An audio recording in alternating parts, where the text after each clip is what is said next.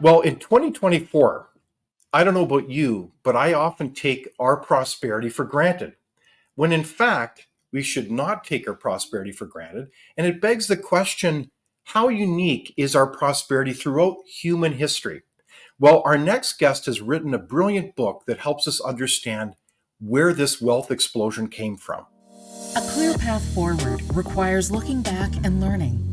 Good public policy requires human connection. It's a consideration of the facts, applying common sense, and innovation. It's urban, it's rural, it's real life.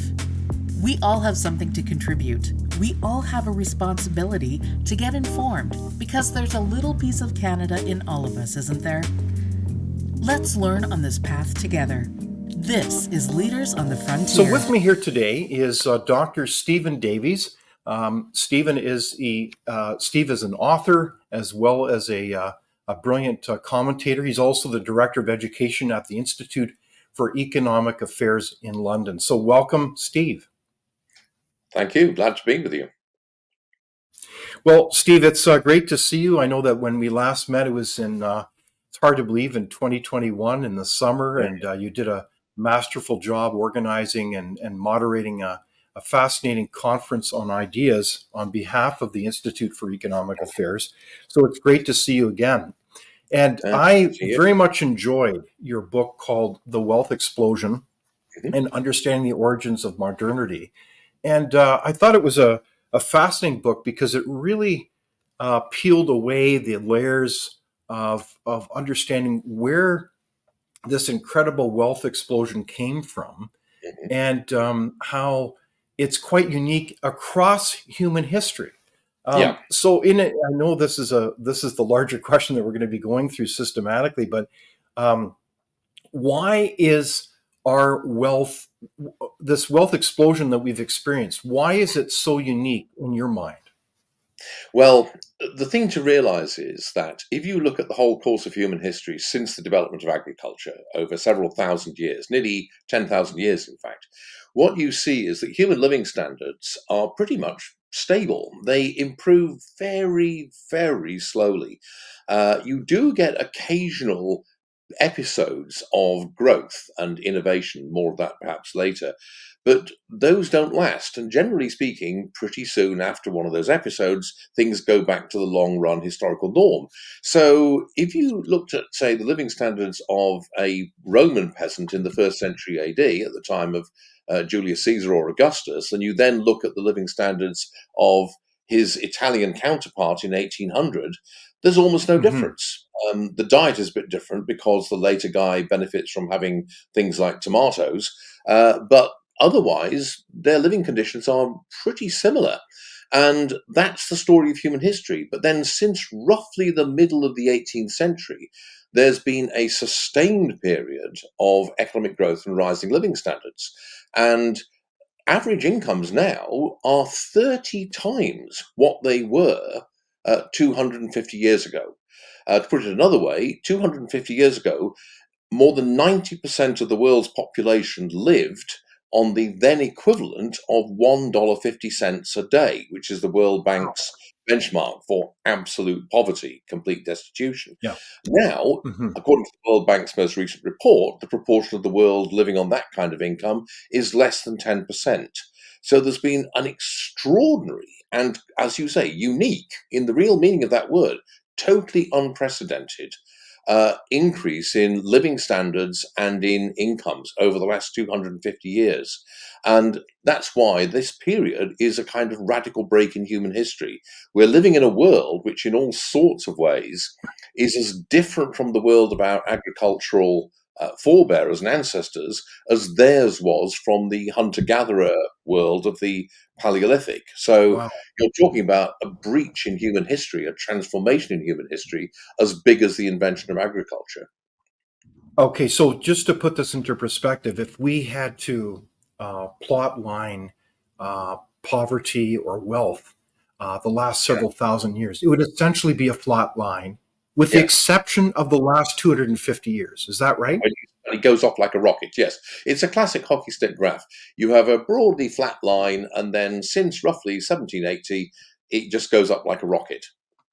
almost vertical, Wow. in fact. And for a lot of us today in 2024, we just take this all for granted. We think throughout human history, people have been relatively well off like ourselves. You said, I mean, there's so many different measures, but you said some 30 times in terms of wealth compared to just, say, 300 years ago. It's really quite stunning. So I think it's a brilliant analysis that you offer.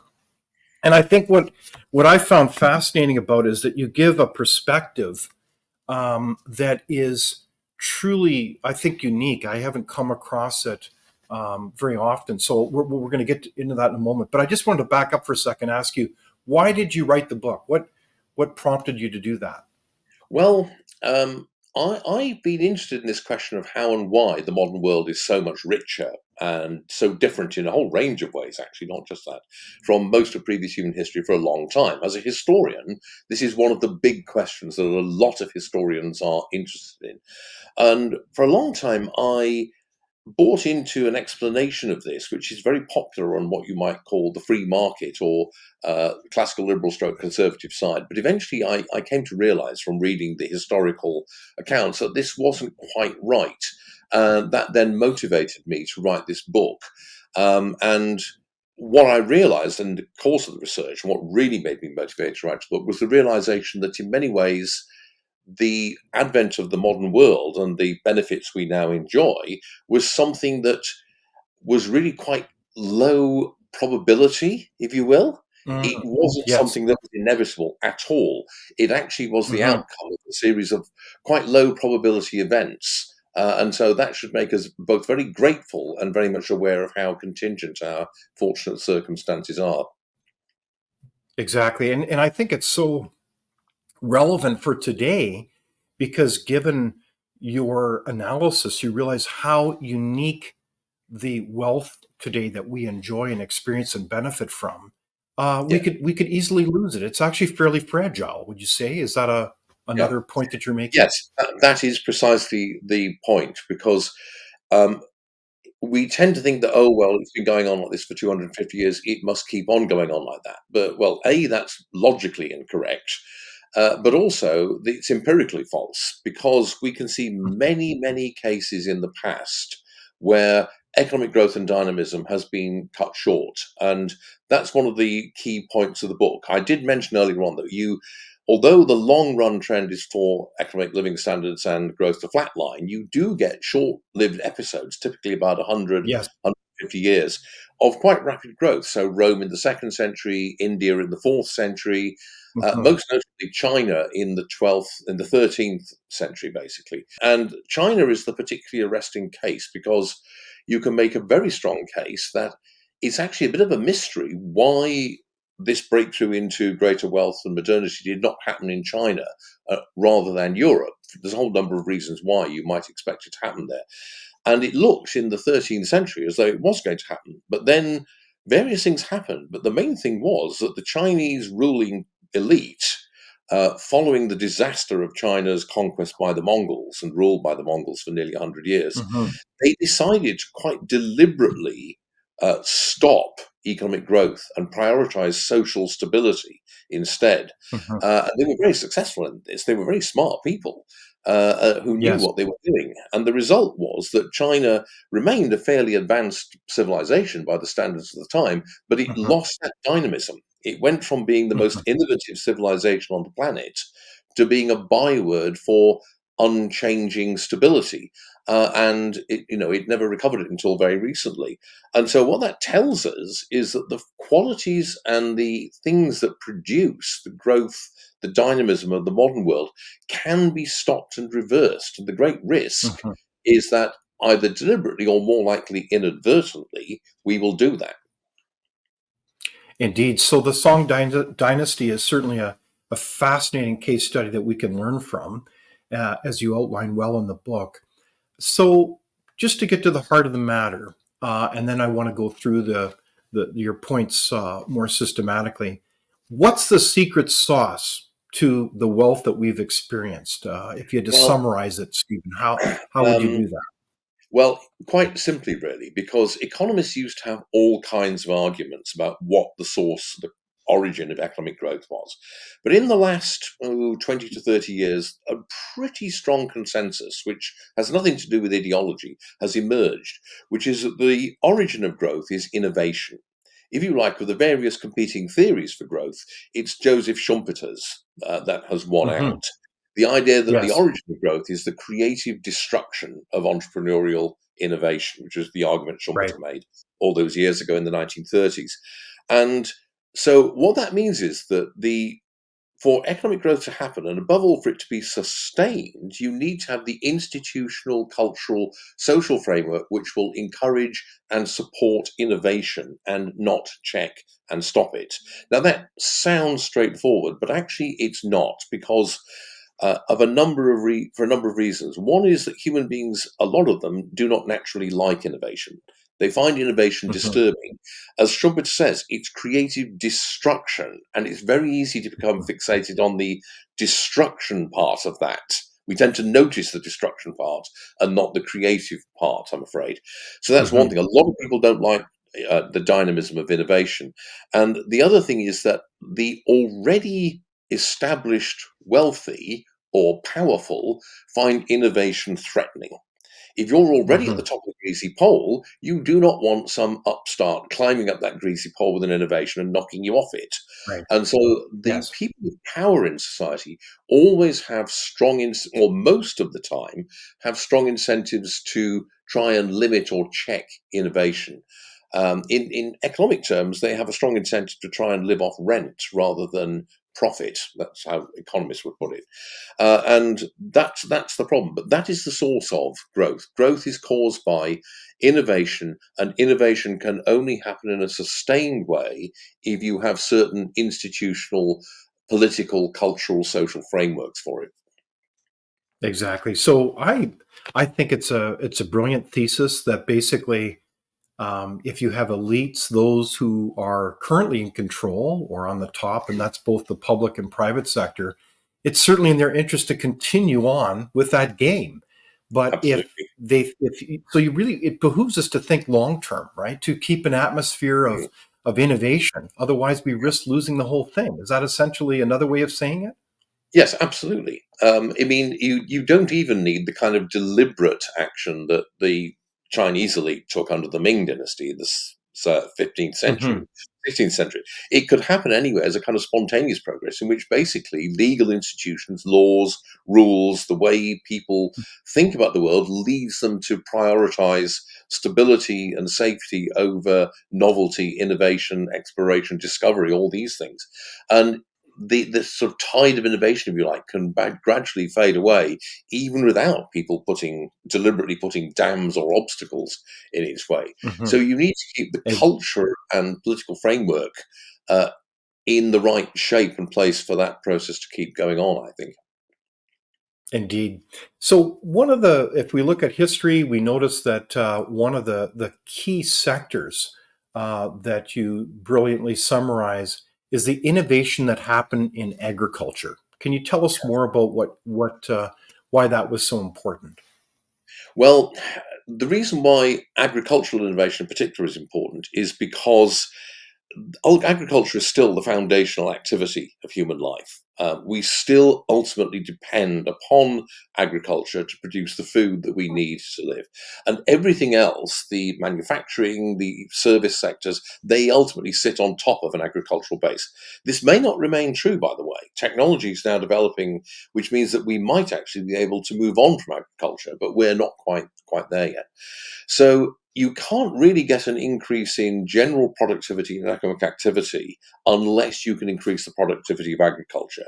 Because the big problem for most agrarian societies until the modern age is that you simply have to have about 80 to 90% of your population available to work on the farm for the two Hmm. key periods of the year, planting and harvest. If you don't, then you're going to starve. Maybe not every year, but you're going to starve more often than not. And so the result is that therefore you simply can't free up all that labor for other productive activity. And that labour is also, a lot of it is underutilised, because the nature of farming, as anyone who's actually works a farm will tell you, is that there are two periods of the year, planting and harvest, where you're working 20-hour days, and even that's probably not enough. And then in between those two periods, they're quite long periods where you only need to work 4 or 5 hours a day, if that. And so what that means, if you have a lot of your labour in the agricultural sector, is that it's underutilised. It's just not fully employed. And so, what is key to having all the subsequent productivity increases is to make agriculture much more productive. You need innovations in that sector to free up labour and indeed other resources as well, for other kinds of things which you can then, make manufacture goods, provide more services, and things of that sort. So when we look at then an important precursor to the Industrial Revolution, I know that you talk a lot about the emergence of the modern mind, the Age of Enlightenment. What do you mean by that? Well, what you find is that over the course of actually quite a long period, from about the later 17th century through to the later 18th century, something quite novel appears in, well, actually, quite independently, two places, Western Europe and Japan under the Tokugawa. And this is a way of thinking about the world which emphasizes several things. One of them is individualism, the idea, a particular way of thinking about the human self, the human person, and a way in which the person's identity is to a greater degree than is historically normal the result of choice. So that people are no longer defined entirely by things over which they have no choice, like who their parents are, where they live, what religion they're born into, things of that sort, but by actual choices that they make. A second thing is the idea that the world is tractable and improvable, that you don't have to simply accept or take bad stuff like illness, suffering, disease, uh, Mhm. lack of money, all these kind of things. You can do something about them. And thirdly, and related to that, the idea that the way to do something about it is through the use and exercise of reason, by identifying how the world works, using the experimental scientific method to determine what the best way of addressing problems is and working out solutions for them, but also using that method, that way of thinking, to devise ways of meeting human needs and wants more efficiently, more Mhm. effectively. So, providing the goods and services that make human life better in a more effective way. This is, of course, where market mechanisms come into play, because of the way they encourage this and enable it to happen more efficiently. But you have to have that fundamental mindset to start with. And the 18th century, what we call the Enlightenment, sees a major development in this area. Now, to some extent, Mhm. it's a development of long-standing themes in Christian Western thought and also Greek classical thought, but also to a great degree, and this is often, I think, underplayed, it's a radical break with the past, because what we need to remember is the degree to which a lot of Enlightenment thinkers in Europe are critical of the inherited traditions of the civilization in which they lived. Part of their Mhm. whole project was to subject the traditional way of doing things to sustained criticism, to say, well, just because this has always been the way things have been done, doesn't mean we have to do it this way in the future. Why not try something different? And you can see this, for example, with slavery, where the sort of dominant attitude up till the 18th century was that it was maybe regrettable, although a surprising number of people thought it was a good thing, but it was inevitable, just one of those things you had to put up with. Mhm. And then a lot of Enlightenment thinkers thought, well, no, why should we? Why should we simply accept this? And that was something completely novel. It had uh, not really been formulated or considered in that way before. And that was only one example of the kind of critical attitude that Enlightenment thinking brought to bear on the conditions of human existence. Mhm. Well, and I think that it's fascinating. Your book struck me as a very articulate summary that said this is very unique, that in many ways, this way of thinking of abundance and innovation and an openness to um, earnestly getting at the truth was a seminal moment then in human history, because in many ways the default was people were born very much into a tribe, a caste, Mm, a fairly confined set of roles that we probably don't realize is fairly recent now, because Yeah. your whole articulation is very well said, that people really were confined to very narrow roles when it Yeah. came to their life. They really didn't have an opportunity to think as individuals.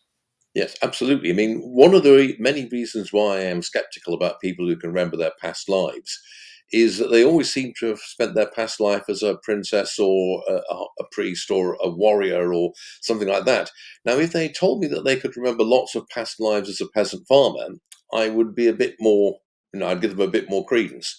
Because for the overwhelming majority of our ancestors, that was the only option they had, basically. The Indeed. number of the Yes. number of ways that you could live was extremely constrained. And Hmm. this is something it's an example of taking our current state of life for granted. People just don't realize how constrained the options facing our ancestors actually were. We tend to focus on the exceptions, the individuals who, in one way or another, Hmm. escape those constraints, and we overlook the overwhelming majority who didn't. So that's the reality of it. Yes.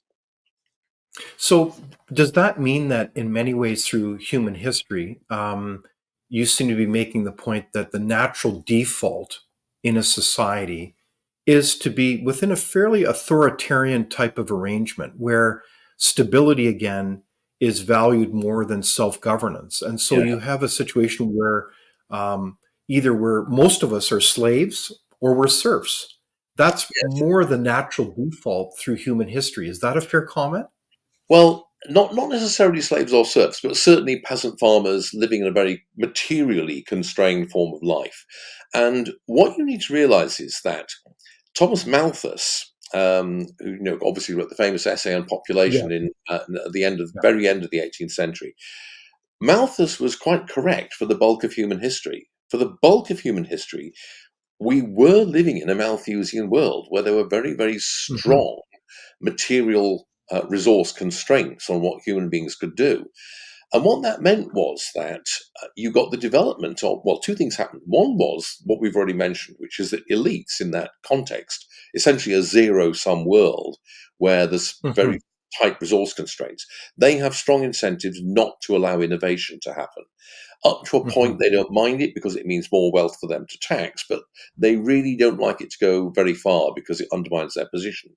But it also means that ordinary people, those peasant farmers basically, and the small number of urban artisans, they also Mhm. want stability and continuity because change, from their point of view in that world, is risky and it's quite likely to be Mhm. changed for the worse.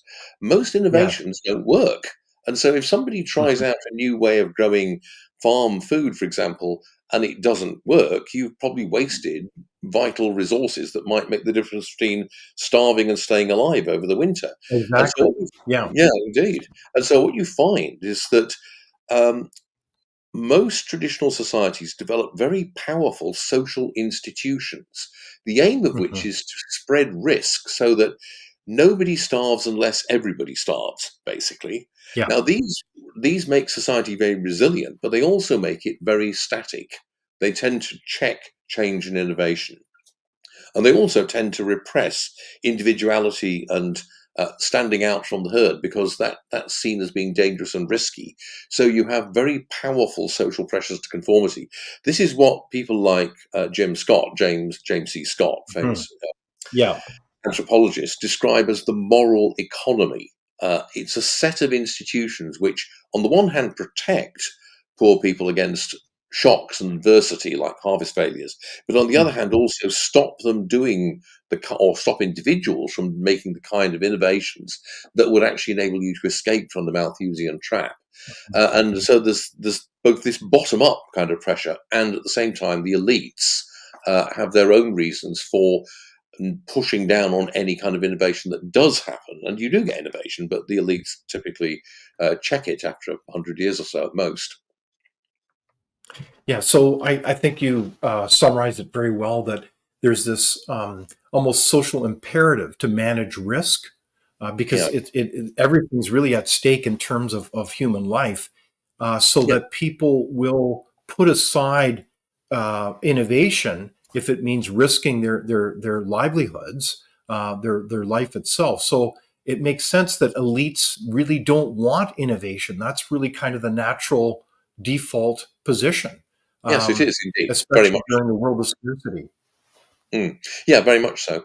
And the one of the things which the obvious question then that you have to ask is, well, why did this not work on this one occasion in Europe? And my own the explanation that I used to believe in, which is still very popular, is that there was something uniquely dynamic about European society and civilization. And typically, most of the people who think this argue that Europe became peculiarly dynamic in the early medieval period, the 11th, maybe even the 10th century, certainly by the 12th Mhm. century. And I used to think this, but there's one big problem with this, which always did bother me, which is if Europe was already a much more dynamic and innovative society as far back as the 11th or 12th century, why did it take 600 or 700 years for that to Right. actually bear fruit? Something not quite right there. And when you actually look at it, what you discover is that actually medieval Europe, Renaissance Europe, is actually not unique. It's in the same kind of boat as pretty much every other major civilization. All of the things that people point to, you find in, say, classical China, India, the Middle East, all of the other great old world civilizations. So I don't think you can say that. On the other hand, there's no doubt Europe, and particularly Northwest Europe, does go off on a different path from the late 17th century and particularly the later Mhm. 18th century onwards. And so, what is the cause of that? And the answer well, there are a number of different answers you could give. Deirdre McCloskey, for example, thinks that the reason is because there was a kind of cultural intellectual revolution in which we came to value entrepreneurial business activity as something morally estimable and dignified. Uh, I think that's an Mhm. important part of it, but I tend to disagree with her. I tend to think that that is a consequence rather than a cause. Mhm. And what I think my argument is that the critical fact is that throughout the world in the 15th, 16th centuries, you have what historians call the gunpowder revolution, which is the transformation of Yes. warfare and therefore of political power by the advent of gunpowder weapons. And in most of the world, what this leads to is the appearance of what we call gunpowder empires, which are very large, territorially very extensive states, which dominate most of Eurasia. There's the Qing, Ming, and then Qing empires in China, the Mughal Empire in India, the Safavid Empire in Iran, the Uzbek Sultanate, the Ottoman Empire, very large empire. We forget how big it was. And these empires initially help with economic dynamism because they provide stable peace and good government over a large area. But what they ultimately do is choke off innovation even more because they don't face the threat of competition. Europe, however, does not go down that route. What happens in Europe is that by 1648, there's no hegemonic power. None of the Mhm. competing monarchies in Europe has emerged as a hegemonic power in the way in which the Ottomans did in the Middle East, for example. Instead, you have about 10 or 12 pretty large by medieval standards, but by modern standards quite small, competing Mhm. states Britain, France, Spain, Russia, Sweden, Denmark, and so on. And the elites in these states now face a unique set of unprecedented, really, set of incentives, which is they have a very strong incentive to innovate. Because with the new military technology, if you do not innovate, you do not encourage open inquiry, experimentation, scientific investigation, Mhm. you're going to fall Mhm. behind logically, and that means you're going to lose wars, and that means you're going to be, dismembered ultimately, which is what happens to Yeah. Poland. You're certainly going to lose So, out in so, the wars. so just to clarify then, Steve, so in that context, you're saying that this interesting variable arose, namely the gunpowder revolution, Yeah, so that there was actually a military stalemate, if you will, so that those European powers had to compete with each other. The elites had to yeah, compete and they were incentivized to actually innovate. Instead of yeah, squelching innovation, they said, well, in order for us to compete successfully, we need to be able to encourage our populations to innovate. Is yeah. that what you're Precisely. getting at? Yes, exactly. And so you can see this very clearly in the kind of language that starts to appear in the 17th century and really takes off in the 18th century, where suddenly elites throughout Europe are trying to work out how they can make their kingdom richer.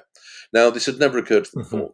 Medieval monarchs never thought about how to make their kingdom more wealthy. They worried about things like how they could please God and maybe recapture Jerusalem from the infidel, this kind of thing.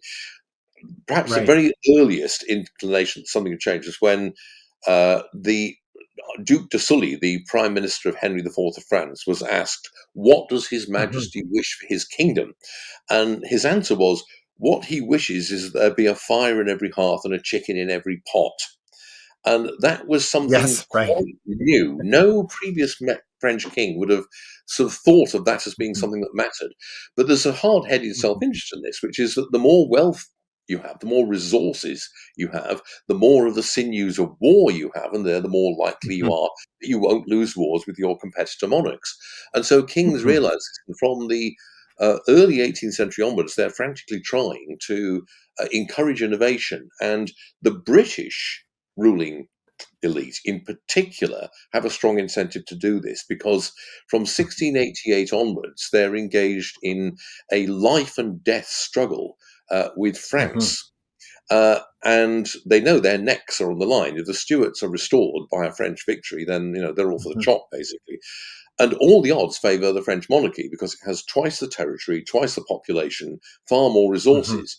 So the British elite start to quite deliberately um, encourage innovation. They start to use the Hmm. legislative power of the state to sweep away Right. a lot of those traditional and inherited institutions that check innovation.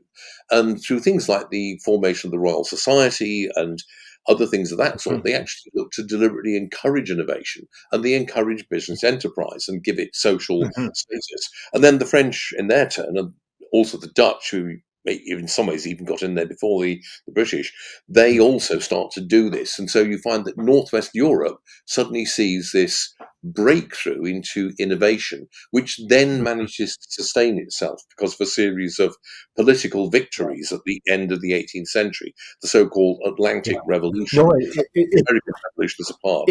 it truly is fascinating history because during this time, you truly had jurisdictions that very much focused on promoting innovation.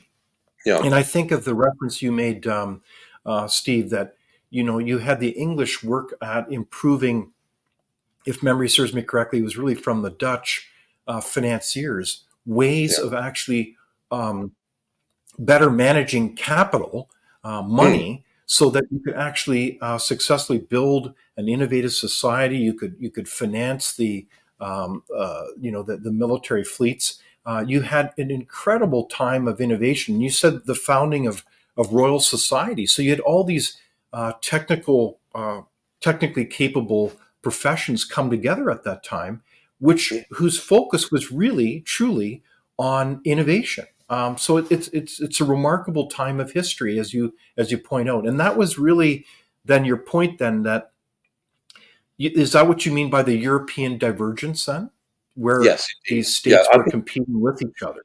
yes, exactly. I think that's what it is. I think there's this period after 1648 where, because of the um, very accidental combination, because it very easily could not have happened that way, of competitive states with a certain kind of military technology that was susceptible to technological innovative improvement, you had the sudden strong incentive on elite. So that was when Europe diverged from the historically long run norm.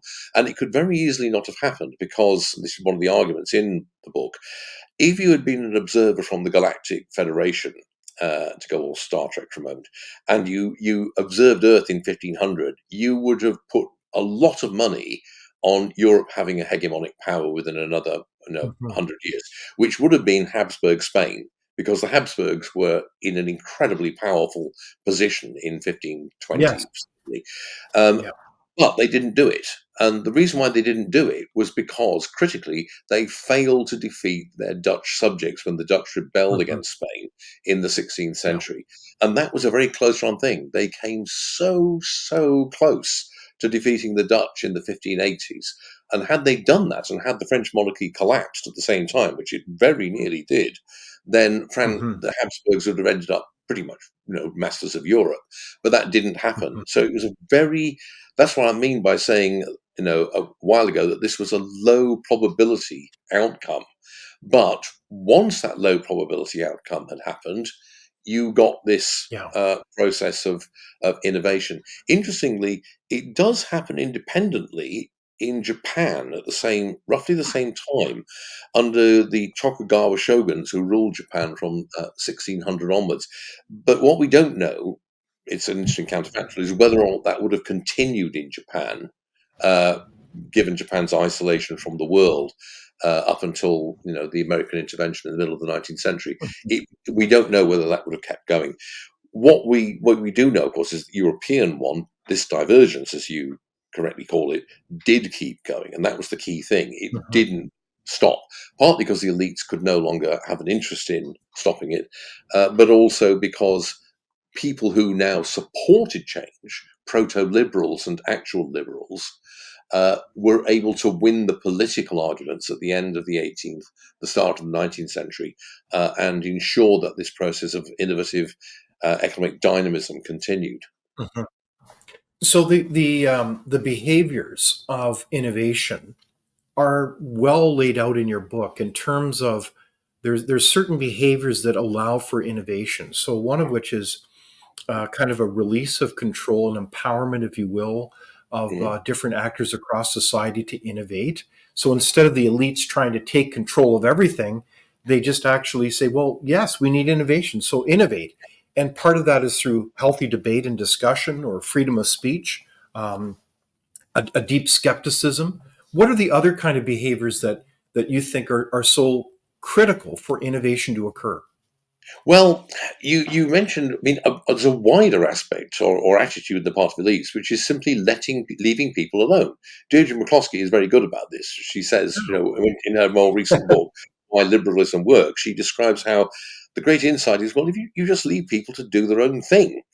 But then the Yeah, question is, let them live their lives. let them live their lives and stop trying to manage them. But the question is, well, what Yeah. is their thing? And I did say a while ago that most people don't like change, but there is kind of minority of people who are the tinkerers, the investigators, the explorers, the discoverers, the people who do like change. Yeah. And so the critical thing is that they are left alone. And so the other thing I would Mhm. mention is what Joel Moker calls a culture of tinkering or experimentation. You start to get Mhm. a whole subculture appearing in large parts of Western Europe, not just in the British Isles, also in Mhm. Low Countries, in Belgium, in France, in parts of Germany, of people who are constantly like trying out new ways of doing things. Trying to work out Mhm. how you can literally make a better battery, for example, with Alessandro Volta Yeah. later on in the early 19th century. Trying to work out how you can do things slightly more effectively Mhm. and efficiently. Now, we know Wow. that I think So all are they called entrepreneurs, Steve? Is well, that the word some entrepreneur? of them are entrepreneurs, but a lot of them are not themselves entrepreneurs. They're basically, if you like, invent guys with Mhm. they got the elephant's child's insatiable curiosity. They just want to see how you Mhm. can do something better. Now, I mean, the classic example would be James Watt and Matthew Bolton. Matthew Bolton was the Yeah. Right. entrepreneur. James Watt was Mhm. the tinkerer and inventor. Mhm. And we can tell from the historical evidence that people like that exist in all times and places, because Chinese history is full of people like that. But what Mhm. you don't have in most human times and places is a culture and an institutional framework which allows those tinkerers and inventors to get on with what they're doing and ally Mhm. themselves with entrepreneurs who will then make their visions and tinkering a reality. And that's how the Mhm. innovation happens. It is worth saying, and what is Exactly. partly important, I really would emphasize this because it's highly relevant to the here and now, is that exchange of ideas and also copying and imitation is a crucial part of this process. Mhm. We tend to think that major innovations are produced by one person who has a kind of light bulb going off in their head moment. But actually, Mhm. as Matt Ridley points out in his recent books on innovation, that's not how it happens. What you actually find is that lots and lots of people are working on the same problem at the same time, and they all borrow from each other. So if you think about the telephone, we remember Alexander Graham Bell. we Hmm. forget that he was only one of, I don't know, about 30 people at least who were Yeah, working on the technology. exactly. And the only reason we're on the bell is because he was, being a Scotsman, got out of bed early in the morning and went down to the patent office and patented his phone. And his major competitor, Elisha Gray, had a leisurely breakfast and didn't get down to the patent office until after Yeah. lunchtime to discover Bell had, Well, in lost all. Canada, we're very proud of Sir Alec. We're very proud of Bell, of course, as Canadians, Yes, like because obviously. it's an interesting story of innovation. Mm, And in my own experience in the world of entrepreneurship and technology, there's like an ecosystem. That's so true, Steve. There's a kind of a mm, community of people who feed off of each other. It's a yeah. culture, a systematic kind of set of behaviors that people value and say, wow, they're doing it better down the street here. Maybe we should figure out what they're doing and copy it. Mm, Um, yeah, and absolutely. so, yeah, no, I think that's very true. So we need to value, what did you use the word, tinkerers, Yeah. and the entrepreneurs who kind of bring it all together and keep improving those widgets. Is that what you're saying, Steve? Yeah, very much so. And we shouldn't think purely of like mechanical devices, which is what we're talking about here, or Hmm. IT, for example, in the modern context. I mean, the new idea, the new way of thinking might be a new way of teaching, a new way of delivering a service, like making a cup of coffee, or a new artistic idea, a new kind of guitar riff, or something like that, or a new way of arranging music. It basically just means constant, not accepting the way things have always been as a kind of fixed and definite given, but as messing around with things, trying to see if you can do it better or just do it differently. And then if you just do it differently, Right. maybe you find you like the result. And that is this, as you say very correctly, it's a culture, and that is what generates the kind of yeast, if you will, that generates all the ideas that the Yeah. entrepreneurs and others then take on board and run with in Schumpeter's process. Hmm. By the way, I would add something which is very important, and you alluded to it earlier, is the development of finance in what we call the financial Yes. revolution, 1690s, Right. which the late Charles Kindleberger wrote about very eloquently. Hmm. Because what finance enables you to do, it's a kind of time Hmm. machine which enables you to bring money from the future into the present to Yeah. create the things that will make that future money possible.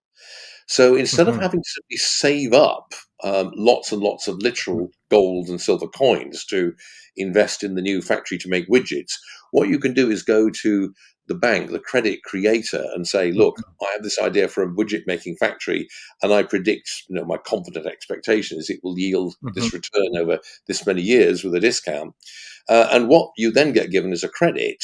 And what that basically is taking that future income from future widgets, but bringing it into the Right. present, where it's used to Yeah. actually build the widget factory, which then makes the widgets that discharge the credit. And so credit Exactly. speeds up the whole process enormously. And at the moment, credit and Yeah. finance has a bad reputation, but we forget at our peril just how transformative modern finance has been. Exactly. And so within that context, Stephen, I think it's a very good case study. You realize how fragile this kind of ecosystem is, in the Yes. sense that within the financial world, if you don't have a high trust society and a society where you feel like you have the freedom, and Mm. that is that you don't have some kind of arbitrary intervention by some authority, that Mm. kind of innovation will not happen, because it's Yes, it's it's indeed. it's, it's very fragile, and I've seen it up close. So what happens is, um, you can see that is a powerful case study where the freedom to let people live their lives is so critical, and this is in complete contrast, I think, for a lot of people today in power. I don't mean to pick on bureaucrats, but people who don't know how much they don't even know. Like they are so ignorant about the complexity of these systems and the unpredictability of them.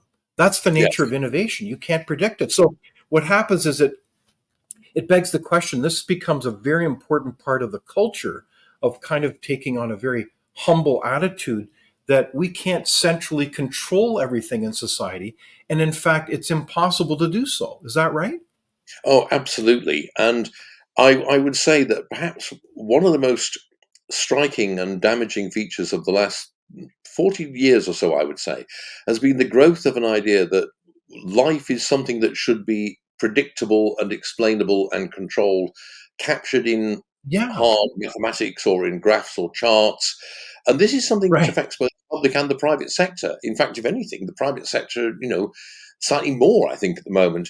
And it's this idea that everything should Mhm. be predictable by standardized models. And what this overlooks and simply disregards is the messiness, complexity, unpredictability, and randomness of much of Mm. the actual world, and the human world in particular. And to the extent that you try to act on the basis that if the world is not predictable and all the rest of it, it should be, you're going to have some really, really bad results, because you will destroy that very fragile Mhm. kind of culture, that yeast culture of innovation and dynamism that we spoke Oh. about a moment ago. And you can see this happening all over the place, not just from government. It tends to generate elsewhere in the private sector as well. It reflects, I think, certain intellectual trends over the last 40 or 50 years. Uh, I'm tempted to say an excessive interest in mathematics. I partly blame the computer for this. I think that the computer has given us the ability to manipulate data on such a large scale and such low Mhm. cost that we now tend to think that we understand more about the world and know more about the world than we actually do. Yeah. And as you say, we need to Yeah. recover So that more humble out. no, and I think that's very true, Steve, in the sense that you have almost this. Some have nicknamed them the so-called self-anointed or the good and the great, where you have enormous power or enormous wealth with the assumption that they are, dare I say, more intelligent than everyone else, and that they can centrally control and run people's lives. And this is Mm. so presumptuous and frankly arrogant, and does not understand the history of how we've gotten to where we've gotten to.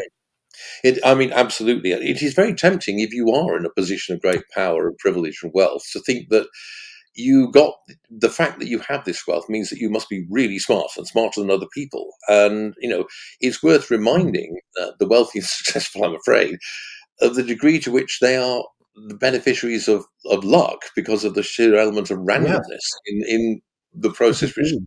got them where they are. And so at the moment, we have people like the World Economic Forum and, meeting as we Mhm. speak in Davos over there in Switzerland, who basically have these grand designs for the planet. Now, I don't buy into all this kind of conspiracy theory nonsense that Klaus Schwab is sitting there Mhm. on a mountaintop in Switzerland stroking a white cat, Mhm. basically, and plotting world domination. Right. But what I think he and the people associated with the WEF and much else besides have is this totally hubristic vision of what their own capacities are, Mhm. which is extremely dangerous. And the Right. trouble is, of course, that the politicians then, I It think, is. dazzled by this, and also they themselves are very susceptible to that kind of track. I would mention two other things as well. One of them uh, is the fact that if you leave people on their own, you have to trust people. If you're going to do what Mhm. Deirdre McCloskey correctly advocates and basically leave people to do their own thing, you have to be confident that on the whole, most of the time, they'll make mistakes, but they'll generally do what's best. You have to basically agree with John Stuart Mill that most people are the best judge of Mhm. what their own self-interest is. Something Mill argues very Indeed. forcefully. Whereas the kind of dominant idea of our professional classes in particular is that actually most people do not know what is good for them, whereas they do. Right. And Exactly. therefore, what we need to Yeah. have is a system where people are guided, nudged, maybe, to do what Mhm. the educated, qualified professionals think is the right thing for them to do and not follow their own interests. And this is incredibly presumptuous, but also a very dangerous Mhm. attitude. The other problem is that for people who are involved in business, your goal obviously is to try and make profit. And you can only make profit by producing the better mousetrap, so providing a product that the Mhm. customer benefits from. However, this is hard work, and it's also risky because you may have a perfectly good mousetrap, and then one of these tinkerers comes along and they produce a better mousetrap, and suddenly you're out of Mhm. business or facing a severe squeeze on your Mhm. profits. So the great temptation is to seek to get your money not from profits but from rents, by establishing a monopoly or being given a monopoly of some kind, a Exactly. state of economic privilege. And so, what you find throughout the whole of history, I'm afraid, this is not a new story, is that wealthy Hmm. people engaged in commerce, business, trade, whatever, they cozy up to people with power, rulers, kings, Hmm. governments these days, and they try to get the kings to give them special privileges to screw over their Hmm. competitors, basically. What that means is that they basically become a rent seeker, a rent drawer, sometimes quite literally a Hmm. tax collector. That was a very common way of doing it, Hmm. rather than an entrepreneur who creates new value. And I'm afraid, at the moment, we have a lot of institutions and practices which are of that kind, where, for example, you have companies whose main business is getting monopoly contracts to provide services from government. And it's not the Yeah. service they're interested in, it's the getting the contracts. So they're very good at that, but they're not Hmm. necessarily that providing the service. And so we can see this a lot. And I think that as well as the kind of hubris of elites of all kinds and political elites in particular, there's also the constant temptation on commercial and business elites to try and go down the easy route of having a Hmm. guaranteed stable rental income rather than run the risk of profit, where you might make more money, but you're also less secure. No, I think you're very. That's very well said, Steve. In the sense that crony capitalism or corrupt capitalism wants to shut out, what is it again? Oh, competition. And Yeah. so they are really undermining healthy competition and healthy innovation. And they're colluding often using the power of the state to do that. That's Yeah. basically what you're saying. Is that right, Yeah, Steve? very, very much so. And this is one of the classic areas where you can see this happening is in the area of intellectual property, where I think in the last 50 Mhm. years or so, since the 1970s basically, we've seen an enormous and quite unjustified extension in the scope of intellectual property. So intellectual property Mm. is originally it's not like natural property and other things. It's the creation of the state. It always has been, and the justification for it is that it provides an incentive for innovation.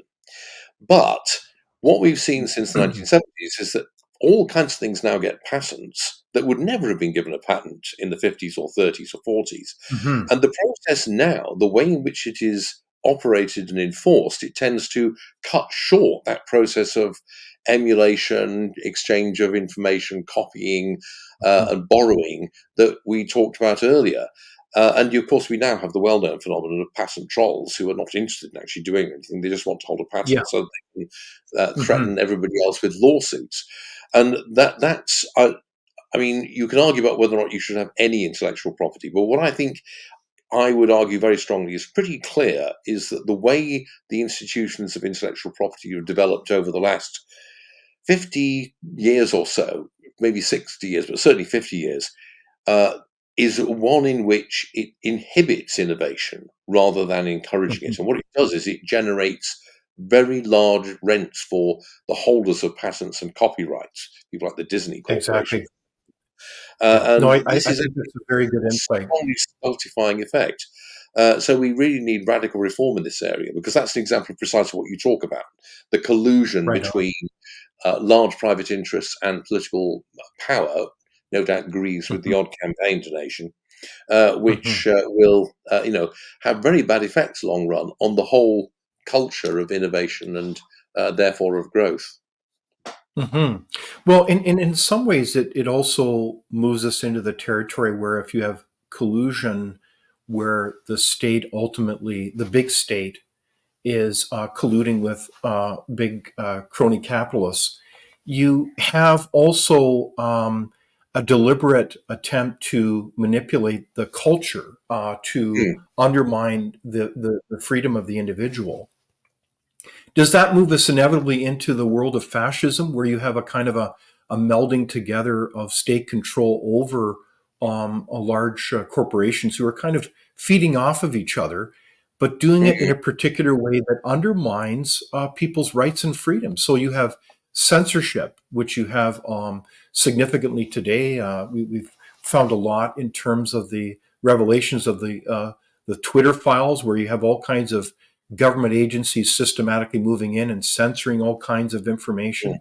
Are you concerned about that? Very much so. I mean, I'm leery of using the word fascism because, as a historian, I tend to think that that's a particular historical term which refers to a particular kind Hmm. of historical movement with certain specific qualities.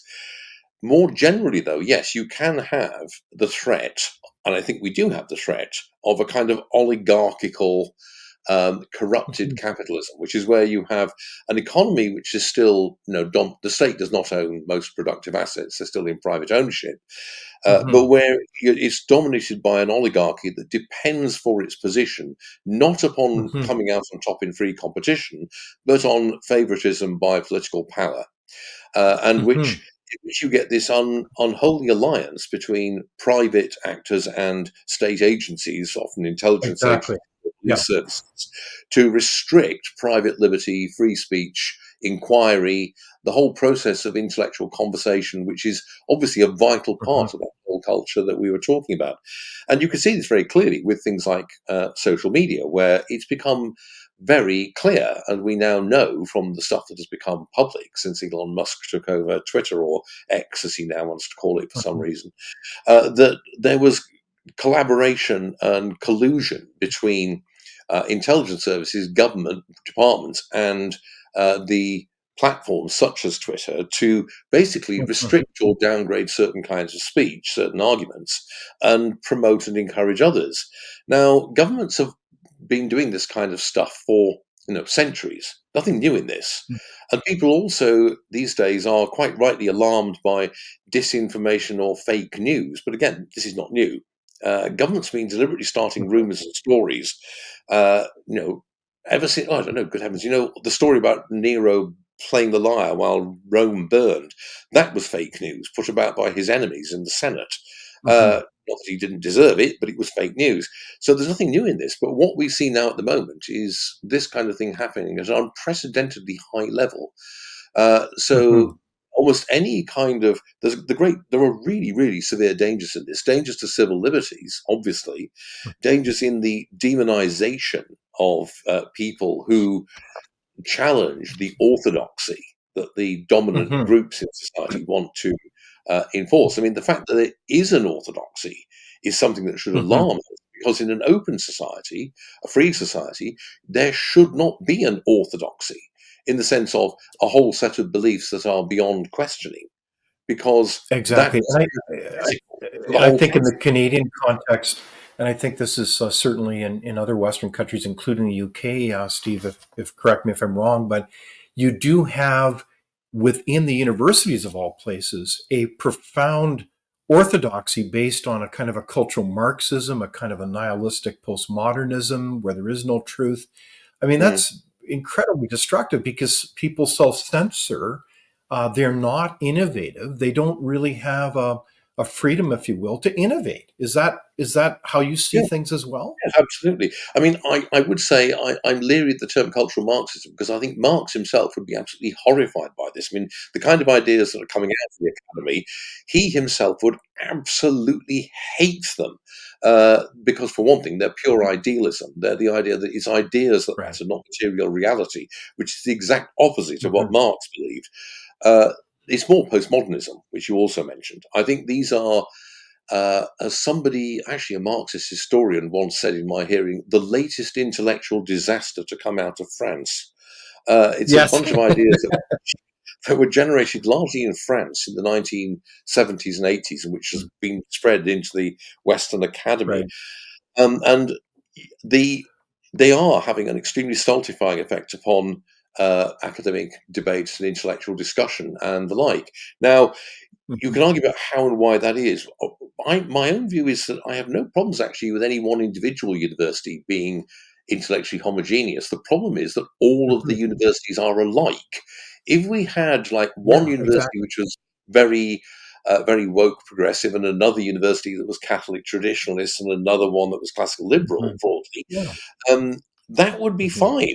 The problem is that all our Right. universities are so much the same, and my Right. own explanation for that is that it's because universities have become essentially, they have departed from their main function, which is the exploration of ideas and the pursuit of scholarship. Mhm. And what they have become essentially is certification machines. The main job of universities now is to provide young people with certificates which give them access to high paid and high status jobs, they think. Increasingly, they don't. It's beginning to dawn on them they don't. But that's the idea. And what this has led to, I think, is um, an enormous overproduction of graduates. I think it's fair to say we have far too many Mhm. people who are qualified for elite positions. There's way more qualified people than there are actually positions. And what Mhm. this has led to is increasingly desperate competition between the people who want to get those positions to distinguish themselves from other people just as well qualified academically as themselves. And I think a lot Mhm. of this kind of ideological uniformity that we can see in higher education actually comes from that, because it's a way of Mhm. showing that you are more virtuous according to a very narrow criteria of what goodness is than the next person, and Mm. therefore should get that job. And so I think that ultimately the thing we're seeing in universities, it doesn't actually have an intellectual cause. I think it has to do with the way basically we're producing a ton of professionals of a certain kind vastly in excess of the demand for their services, which is another reason Mhm. also, by the way, for the enormous growth in bureaucracy in academia. I mean, I Mhm. forget the statistics of something like some of the highest paid people in Canada and the United States are university presidents, deans, and people of that sort. And there's been an Yeah. incredible growth in the number of, administrative staff at universities, whereas the number of faculty has remained pretty constant. And I think that's because you've got to Mhm. find jobs for all these graduates, and this is one of the places where they do find jobs. Mhm. Well, it's certainly interesting within the Canadian context. You have so many universities that are dominated by a bizarre intellectual orthodoxy centered on diversity, equity, and inclusion that makes a mockery of the intellectual mission to seek the truth, to be able to undertake their mission. So I think what's happened is there's rapidly becoming a question mark around why are we funding these institutions? I mean, it's just they've made Yeah. an utter mockery of their intellectual mission. Oh, absolutely. I mean, well, there's an underlying point anyway, which is that why should the general taxpayer, including lots of people who have never been to university or whose children are not going to go to Hmm. university, fund institutions Yeah. which are basically privileging the already well off, because that's most of the people who go to Yeah. university and benefit from it, the Hmm. the professional classes and the middle classes. So there's Hmm. always been that question anyway. But there should be a question of, well, if the taxpayer is going to fund these universities, why should they fund something which is, putting forward a set of views which the great majority of the public don't belong in? That in turn, though, is Exactly. dangerous, because it suggests that the university should come under the direct control of the state, and the state should do things like setting the curriculum. And that's Hmm. also really, really bad. What we should be thinking about is, as I say, really rethinking what the role of the university should be. And to go back to the point I made, I think the big problem, almost independent of the funding, is that we have come to use universities as a way of deciding who has access to the high paid, high status jobs. And that's what we need to break, really, because until the 1970s, you didn't need uh, a lot of academic qualifications, a bachelor's degree or even a master's or a PhD to Hmm. get the kind of jobs that now require them. And it's not clear that you need it now, because, as my friend Brian Kaplan has argued at length, uh, there's almost no connection between the work and the skills and the knowledge that people acquire doing a degree and the work they do once they graduate. There's about 4 or 5% of people where that is true: engineers, doctors, physicians, architects, a few others, but that's it. For the 95% of graduates, they will never use the stuff they learn in university in any of their subsequent work. Now, that doesn't mean the stuff they've Hmm. learned at university is no good. It may be valuable in itself, but the idea that Hmm. you should make that having a degree a requirement to get a job uh, seems then highly questionable, because if the degree has no bearing on the work they're doing, why use that? Exactly. Yeah. That's right. And the answer is because the degree sends a signal to the employer, which is that this person is reasonably bright, reasonably hardworking, rule compliant, and conformist, which is what companies, particularly Hmm. large companies, look for in their employees. So it's a shortcut Hmm. as a way of identifying which people it's worth having a punt on. Hmm. So the introduction then of so-called diversity, equity, inclusion, or woke ideology, not just across the public sector by Mm, elites, but also in particularly large corporations. You've seen the phenomenon of mm, so-called woke corporations, and then the backlash on many different examples. You've seen Budweiser lose literally tens of billions of dollars in brand capital, a la Bud Light, and things. Those kinds of examples. Is that introduction of kind of an imposition of an ideology, a correct way of thinking? Does that concern you then as a way to undermine innovation and then ultimately our ability to be a prosperous society then? Oh, very much so. And it's well, I think there are a couple of things to say here about this. One is that to the extent that if you're working in a firm, there is only one set of viewpoints or opinions that is permissible for you to openly hold as an Mhm. employee. Otherwise, your fellow employees are going to, you know, grass you up, as we say in Britain, to the DEI people in the HR department. That is obviously going to have a stultifying effect on the internal dynamism of the business, and it's going to more Mhm. broadly, to the extent that this leads to a public culture which emphasizes conformity to rules rather than questioning rules and innovation. It's going to threaten and undermine that whole innovative culture that we've been speaking about. But also, it's worth saying that this only happens because of a phenomenon which is a recurring problem with large businesses, not so much SMEs, and that is that if you're not very careful, those businesses are run not in the interests of the customers or even the shareholders, but in the interests of their Yes. professional staff, particularly their senior managers, but Mhm. also increasingly their middle managers. Now, this is not a new story. I mean, this was identified as a problem back in the 1930s. It's a recurring Mhm. issue with large firms that you get the capture of the whole firm by the senior management and the management more generally, Mhm. and both the shareholders and the customers lose out in this. And what that means is that those companies are going to be run almost certainly in a way that is non innovative or not innovative in a good way, because the managers are an example of what I was talking about earlier, the people who are at the top of the greasy pole right now who want to maintain their position.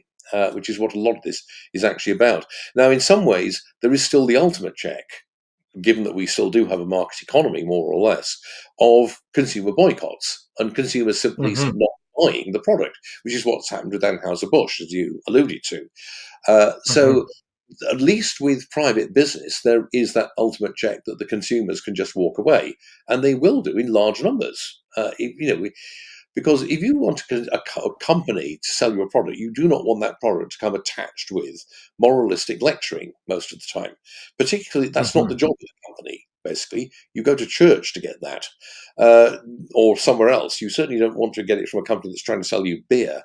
And also, of course, it may well be beliefs and ideas that you don't share or don't agree with. So there is Mhm. that ultimate consumer check. The problem is, of course, that it can take quite a long time because of the way in which both consumers and shareholders are no, locked out of real decision making power by the senior management in these companies. And they're all part of a very similar class. I mean, one of the striking features of uh, things in both Canada and the UK and also in the US is the degree to which our professional managerial class is uniform in terms of its tastes, the universities it goes to, the beliefs they hold, even where they live. I mean, part of what we've seen in North America, in particular, is this clustering phenomenon where everyone tends to live in neighborhoods where everybody else consumes the same things, votes the same way. There are bits of Toronto where you would think, good lord, is everybody working in the same few companies here. It's so uniform, and this is a Yeah. spontaneous phenomenon. Nobody planned this, but it is, I think, a Hmm. damaging phenomenon because there's nothing like going to your local bar and being confronted by people who disagree with Hmm. you to make you Right. realise maybe there's other ways of thinking about the world. Well, and I think that's a very good insight is that um, this form of conformed thinking, whether it's through an ideological lens like DEI or whether it's through groupthink, um, kind of a mindless peer pressure, it behooves us to think critically, to be able to think individually. Otherwise, we don't really have those tinkerers. We don't have those people that are innovators, and everything's really ultimately at stake here. It's not just kind of going along with the flow of thinking, but this ultimately has real implications on our wealth, our standard of living, and our quality of life. Oh, I think absolutely. it's a very profound thesis that you confront us with today, Stephen.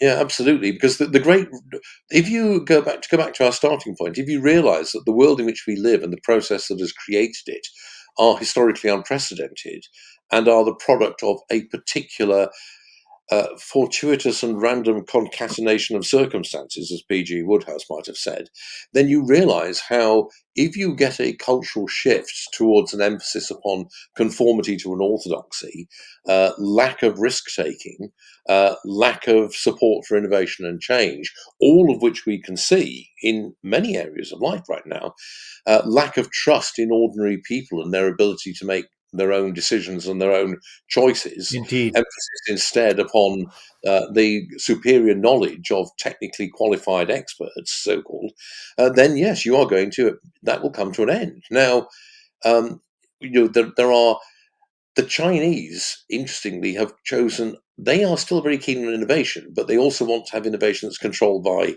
the state or by the Mhm. party, in fact, Mhm. Xi Yeah. Jinping and his current associates. Now, good luck with that for them. That's not going to work. I can predict that quite confidently.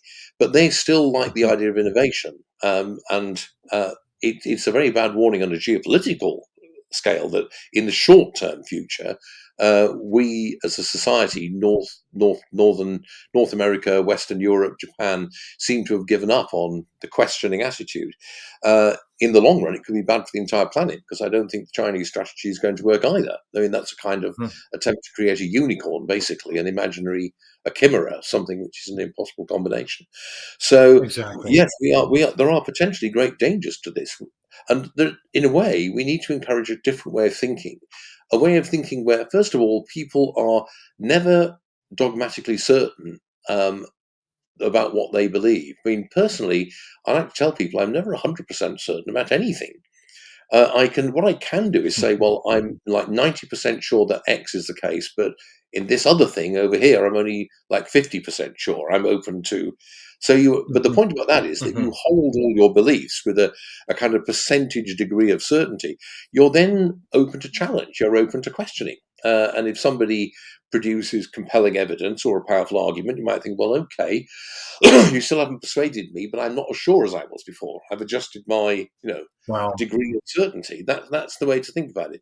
And also, you should ask yourself constantly questions like, how do you know that? It's a very simple Mhm. but powerful question.